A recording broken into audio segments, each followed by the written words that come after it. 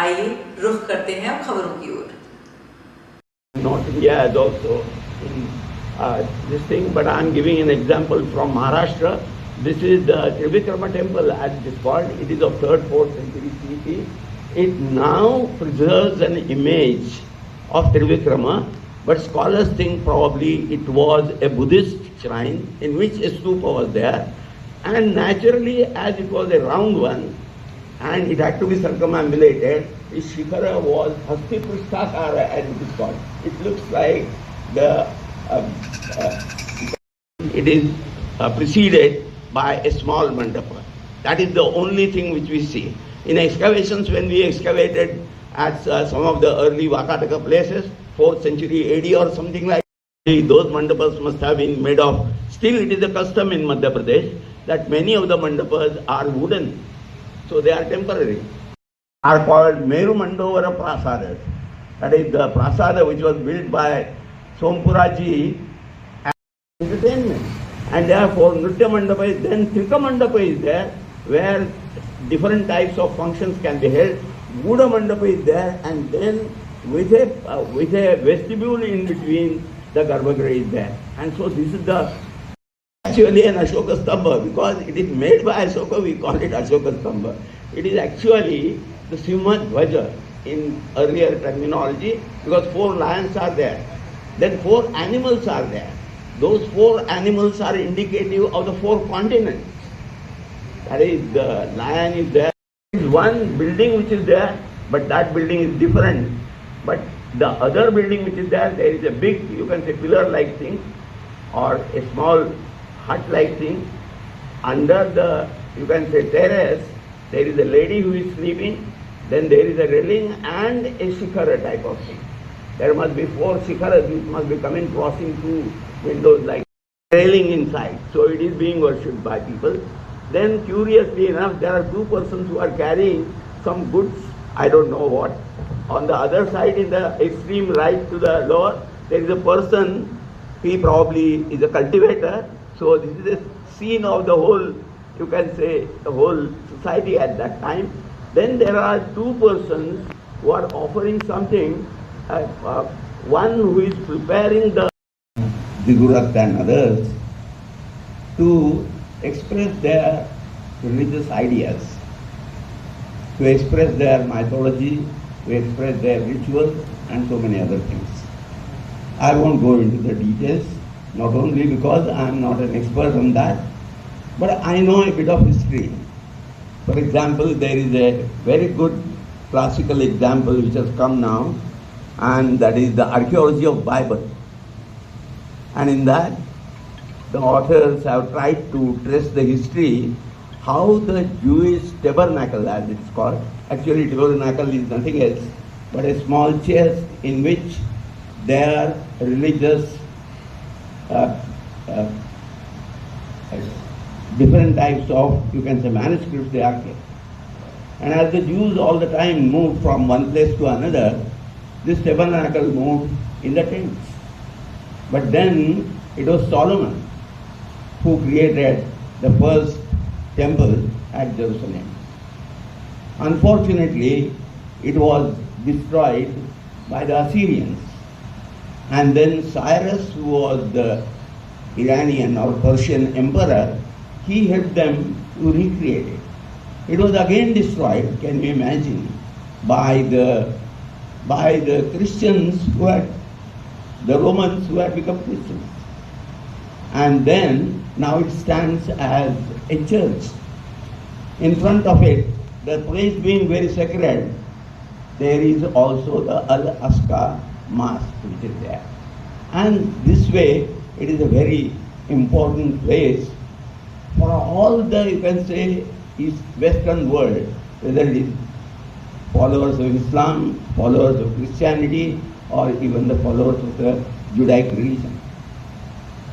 So what is the type of tradition we have got?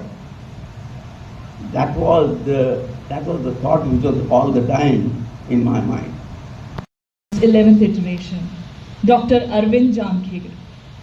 Dr. Arvind Jamkhedkar is a renowned academician and historian whose substantial contributions have greatly shaped the field of Indian history and culture. With a career spanning several decades, Dr. Jamkhedkar has held significant positions that highlight his leadership and expertise in academia and research. As the former chairman of the Indian Council of Historical Research in New Delhi, he has played a crucial role in promoting historical research and scholarship across the nation.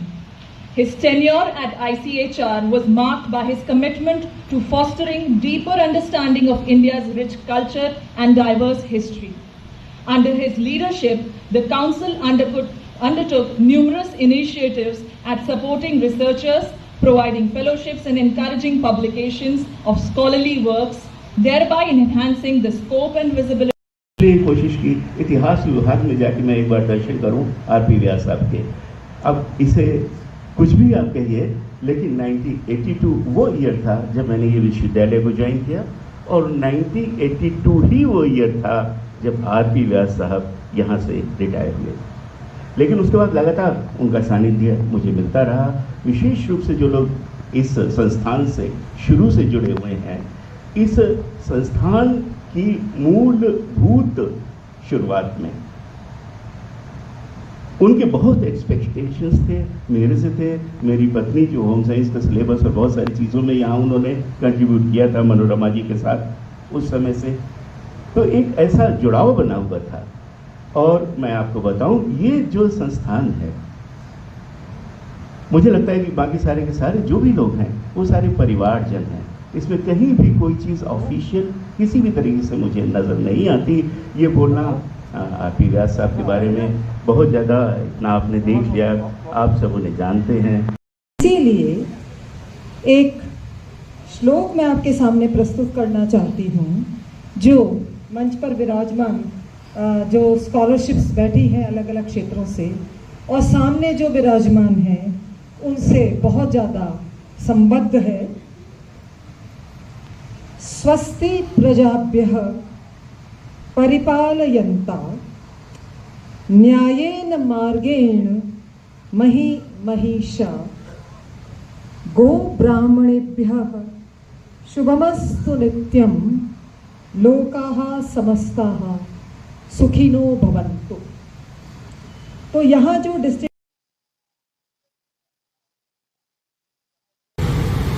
Today के लिए मैं आनंद करला बात आज जयनारायण व्यास शिक्षण संस्थान में professor RP व्यास जी की स्मृति में 11वां व्याख्यान आयोजित हो रहा है, और संस्थान से संबंध रखने वाली सचिव डॉक्टर मनोरमा जी उपाध्याय हमारे साथ हैं।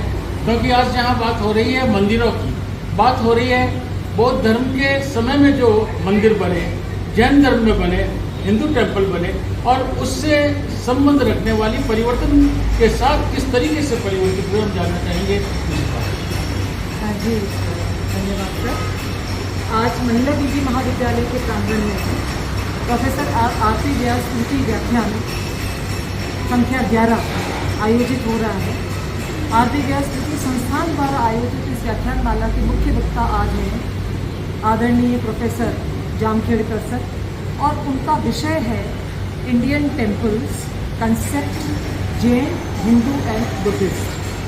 तो उन्होंने जो आज प्रस्तुत किया वो एक बिल्कुल अलग तरह का विषय था। हम सामान्यतः जब टेम्पल्स या मंदिरों की बात करते हैं तो हम एक स्ट्रक्चर की बात करते हैं, लेकिन जामखेड़कर सर ने ये कहा कि जो प्रतीकात्मक रूप में मंदिरों का अंकन है उसे भी हमें देखना चाहिए, उसे भी हमें जांचना चाहिए। आर्कियोलॉजी की दृष्टि से ये प्रतीक हमें बहुत महत्वपूर्ण प्रतीक होते हैं। उन्होंने ये कहा कि कदाचित विश्व में सबसे पहले मंदिर निर्माण की परंपरा राजा सोलोमन द्वारा प्रारंभ की गई, जो असीरियनों द्वारा ध्वस्त कर दिए गए, और मंदिरों की परंपरा प्रत्येक सभ्यताओं में रही है।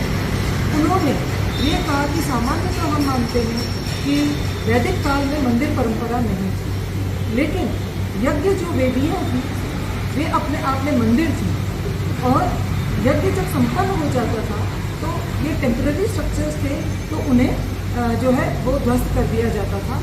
और वो ये कहते हैं कि यदि हम यज्ञ की परंपरा को देखें तो बाकायदा देवताओं के लिए आसन बिछाए जाते थे, एक शिला रखी जाती थी जिस पर देवता का को विराजित किया जाता था, देवताओं का आवाहन किया जाता था, उन्हें भोजन प्रदान किया जाता था अग्नि के माध्यम से।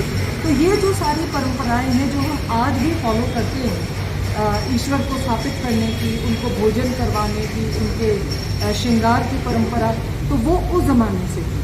फिर दूसरा उन्होंने ये कहा कि जैसे ध्वज है, तो ध्वज जो है वो भी ईश्वरीय सत्ता का वहाँ प्रतीक है। जैसे अशोक स्तंभ के बारे में उन्होंने बात करी, तो उन्होंने कहा कि ये अशोक स्तंभ हम अशोक स्तंभ इसलिए मानते हैं क्योंकि अशोक ने इसको बनवाया, लेकिन वास्तव में ये बौद्ध धर्म के मंदिर का प्रतीक है। इसमें 4 सिंह हैं, वो चारों दिशाओं और चारों दिशाओं की कॉस्मिक एनर्जी का प्रतीक है। घोड़ा, हिरण, ये सब इसमें जो अंकित है वह देवताओं का की उपस्थिति का सिंबॉलिक प्रतीक है। साथ में उन्होंने ये कहा कि जैसे हेलियोडोरस जो एक यूनानी यात्री था, उसने विष्णु की स्मृति में गरुड़ ध्वज की स्थापना की। तो गरुड़ ध्वज जो है वो प्रतीकात्मक रूप से विष्णु का अंकन है। साथ में उन्होंने ये कहा कि चैत्य, विहार, ये जो सारे हैं ये मंदिर के प्रकार हैं और मंदिरों के विभिन्न विकसित स्वरूपों को अंकित करते हैं बौद्ध धर्म में, जैन धर्म में। भारतीय परंपरा में हमें पहले साधारण मंदिर मिलते हैं जिसमें केवल सादी छत होती थी, और बाद में इन मंदिरों पर मंडपों का निर्माण प्रारंभ हुआ जिसको हम शिखर कहते हैं। और ये जो मंडप वाले जो मंदिर थे ये प्रासाद कहलाने लगे।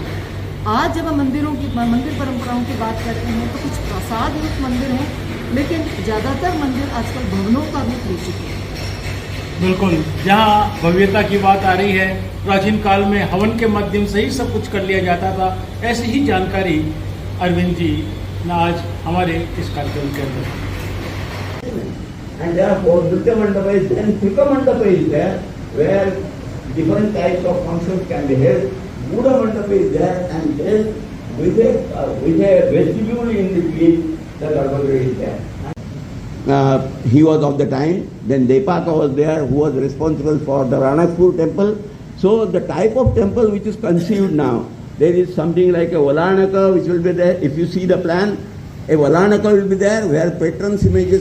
Now, a full-fledged, you can say, temple as in Western India, there is one Bhagwan Das Jain who has illustrated the Prasada Mandana, who is again